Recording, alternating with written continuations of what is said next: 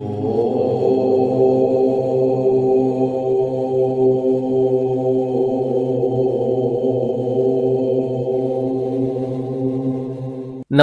ಪ್ರೀತಿಯ ವೀಕ್ಷಕರೇ, ಜ್ಞಾನ ಬಿಂದುವಿಗೆ ಸ್ವಾಗತ. ನೀವು ಪತಿಯಾಗಿದ್ದರೆ ನಿಮ್ಮ ಪತ್ನಿಯ ಮುಂದೆ ಈ 4 ಜನರನ್ನ ಹೊಗಳಲೇಬೇಡಿ ಎಂದು ಚಾಣಕ್ಯರು ಹೇಳಿದ್ದಾರೆ.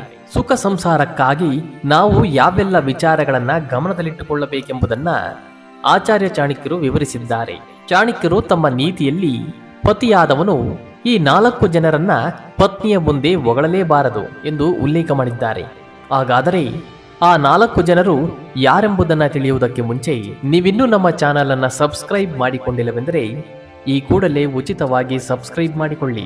ನಮ್ಮ ವೈವಾಹಿಕ ಜೀವನ ಚೆನ್ನಾಗಿರಬೇಕಾದರೆ ಅಥವಾ ನಮ್ಮ ಸಂಸಾರ ಸುಖ ಸಂಸಾರವಾಗಬೇಕಾದರೆ ಪತಿ ಹಾಗೂ ಪತ್ನಿಯಾದವಳು ಯಾವೆಲ್ಲ ಕೆಲಸಗಳನ್ನ ಮಾಡಬೇಕು, ಯಾವೆಲ್ಲ ಕೆಲಸಗಳನ್ನ ಮಾಡಬಾರದು ಎಂಬುದರ ಕುರಿತು ಆಚಾರ್ಯ ಚಾಣಕ್ಯರು ಈಗಾಗಲೇ ಸಾಕಷ್ಟು ಬಾರಿ ವಿವರಿಸಿದ್ದಾರೆ. ಹಾಗೆ ಪತಿಯಾದವನು ತನ್ನ ಪತ್ನಿಯ ಮುಂದೆ ಈ 4 ಜನರನ್ನ ತಪ್ಪಾಗಿಯೂ ಹೊಗಳಬಾರದು ಎಂಬುದನ್ನು ಹೇಳಿದ್ದಾರೆ.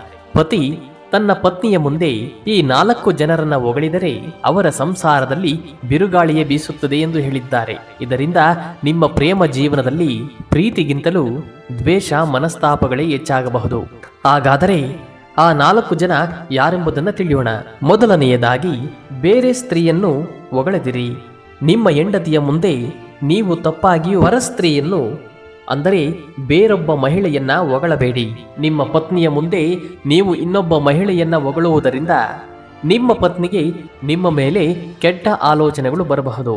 ಇದು ನಿಮ್ಮ ಸಂಸಾರದಲ್ಲಿ ಬಿರುಗಾಳಿಯನ್ನೇ ಎಬ್ಬಿಸುತ್ತದೆ.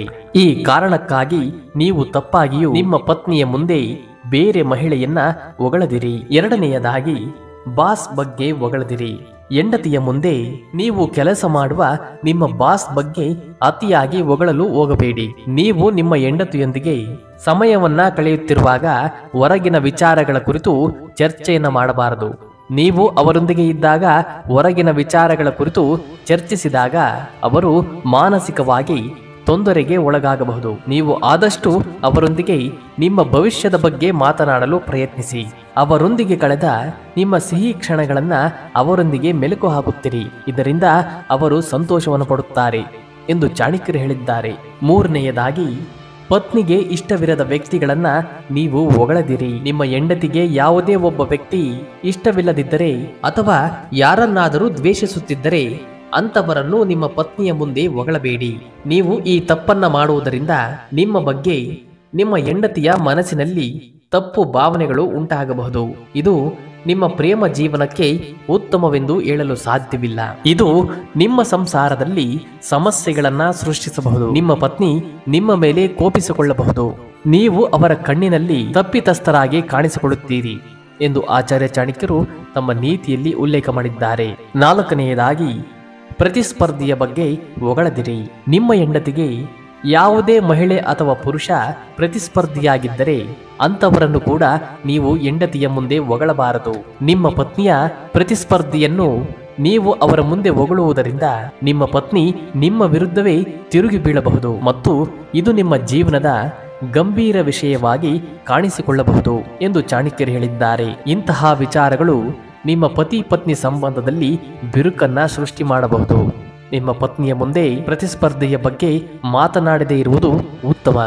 ಆಚಾರ್ಯ ಚಾಣಕ್ಯರು ಪತಿಯಾದವನಿಗೆ ಈ 4 ವಿಚಾರಗಳ ಕುರಿತು ಎಚ್ಚರಿಕೆಯಿಂದ ಇರುವಂತೆ ಹೇಳಿದ್ದಾರೆ. ಪತಿಯಾದವನು ಇಂತಹ ತಪ್ಪುಗಳನ್ನ ಮಾಡುವುದರಿಂದ ಅವನು ವೈವಾಹಿಕ ಸುಖ ಸಂತೋಷಗಳನ್ನ ಕಳೆದುಕೊಳ್ಳುತ್ತಾನೆ ಎಂದು ಆಚಾರ್ಯ ಚಾಣಕ್ಯರು ತಮ್ಮ ನೀತಿಯಲ್ಲಿ ಉಲ್ಲೇಖ ಮಾಡಿದ್ದಾರೆ.